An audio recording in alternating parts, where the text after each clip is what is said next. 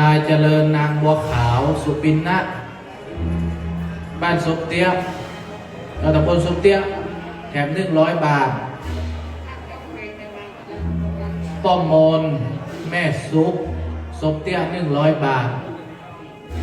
เอาเร็วถึงเวลานั้นเนี่ย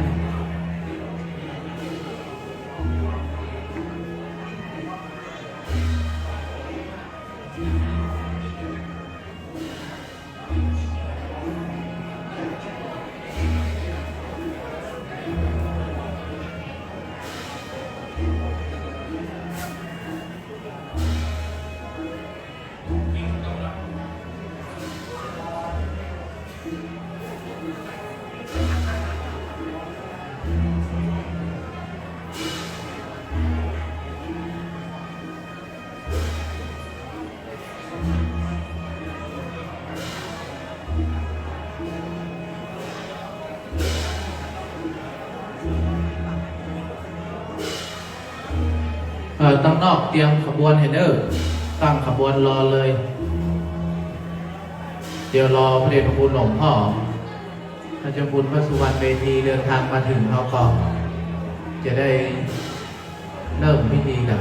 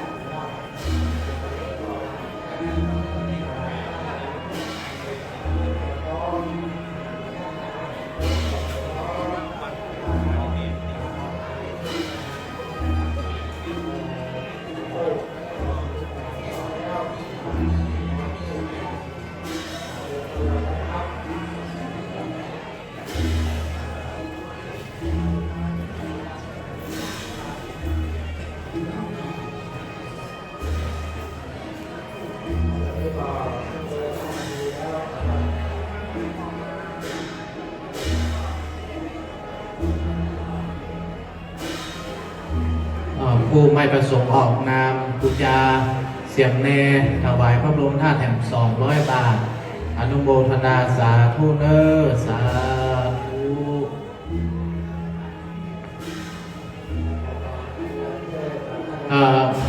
หลวงพ่อมาแล้วกัน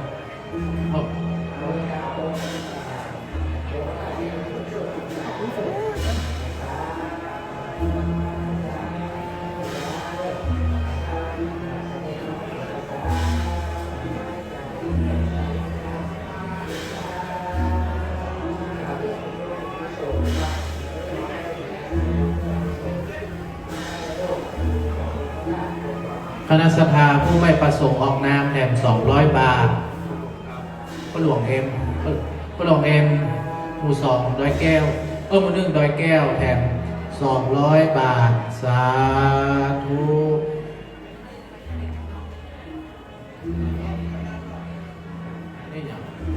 ไม่ประสงค์ออกนามแถม100 บาทอนุโมทนาสาธุ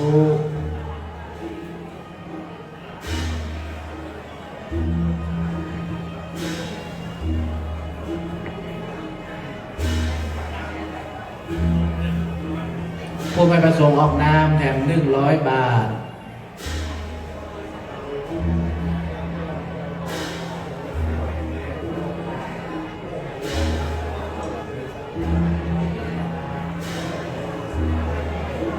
ต้องรับไม่มี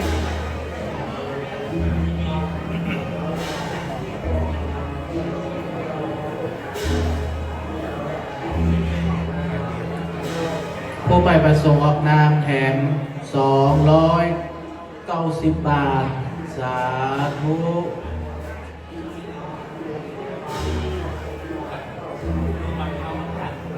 กูจิมินกูจิมินคุณจิมินผู้ผู้ปฏิบัติธรรมวัดพระธาตุแถม1,000 บาทอนุโมทนาสาธุหลวงพ่อมาแล้วเนี่ยเอากล่องข้างนอกย้ำ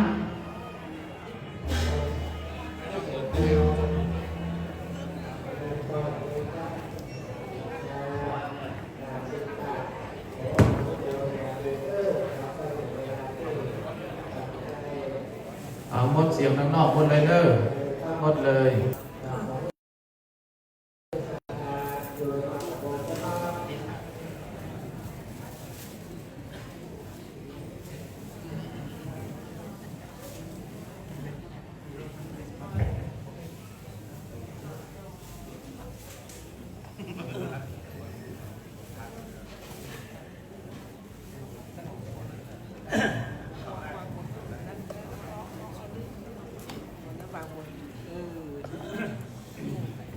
ว่าพร้อมกันเด้อเอเมนาสักกาเลนะตังพุทธังอภิปูชยามะเอเมนาสักกาเลนะตังธัมมังอภิปูชยามะเอเมนาสักกาเลนะตังสังฆังอภิปูชยามะอะระหังสัมมาสัมพุทโธภะคะวาพุทธังภะคะวันตังอะภิวาเทมิสวากขาโตภะคะวะตาธัมโมอะมังนัมมัสสามิสุปฏิปันโนสาวกสังโฆสังฆังนามามินะโมตัสสะภะคะวะโตอะระหะโตสัมมาสัมพุทธัสสะนะโมตัสสะภะคะวะโตอะระหะโตสัมมาสัมพุทธัสสะนะโมตัสสะภะคะวะโตสัมมาสัมพุทธัสสะนะโมพุทธายะนะมามิติโลกะโมลิงโลหะกูเตปาติทิตังบูชิตังสัพพะโลเกหิอิติมันตังมโนหะรังอหังวันทามิสัพพทาอังคัวะหะเยปุเรรัมเม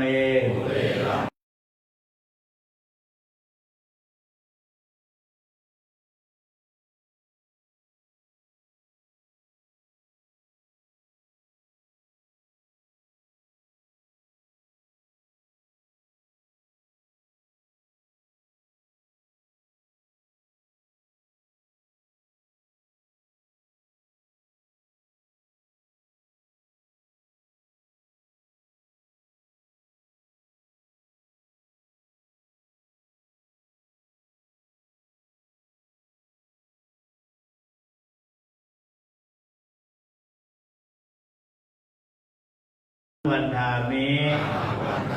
สัพพโสสัทธาโสถี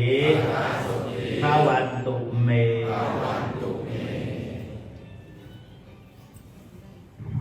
โย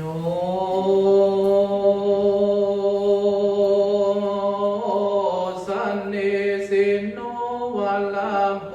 ธิมูเล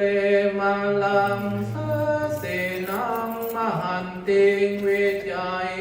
ยิงอนันตัญญาโนโลกุตโมตังพนัมมามิพุทธังสาธุสาธุโอกาสพันติคาเดหุมพระมแห่ง คากาลวันเนก็เป็นวันดีทิฏฐิหันวิเศษเหตุวันเดือนห้าเป็นประธานเจ้าออกวาสาก็ได้มาจุจอดหลอดถึงตึงยังสมณศรัทธาและบุลาศรัทธาผู้ขาทั้งหลาย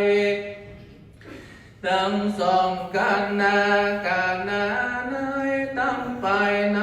และไปนอกไปในไม่มีท่านพระเดชพังคุณหลวงพ่อท่านเจ้าคุณพระสุวรรณเมธีเจ้าอาลามมาธิปติวัดพระธาตุเจ้าสีจอมตองพร้อมกับด้วยผู้ช่วยเจ้าอาวาสปีผู้สามเณรสวาผู้เจ้าจุตนโยมโมหุนแห่งห้องไปในก็ได้พากันสนมคงไปตกแต่งแปลงพร้อมน้อมนำมายังทุกภาบุภาลาจาดวงดอกข้าวตอกดอกไม้แลมไฟเตียนเพื่อจากนิมนต์ยังองค์พระมหาจินนาถาเจ้าสันนิเตียงเตดีลีขอพระมหาจินธรรมาเมตตาวายนาปฏิกังแห่รับเอาเปลืองหือสมดังกรรมกรรมหาทานนาหิงสัมบันนาสัทธาและมูลศรัทธาภูคาตั้งหลายวสันนิเตียงเดนิลีตังโนกิตุปาบุภาลาจตานังนิมันตนังนิปานาปัจจโยตุโนนิจังอธิกรรมจักเด็กทีละคำเลย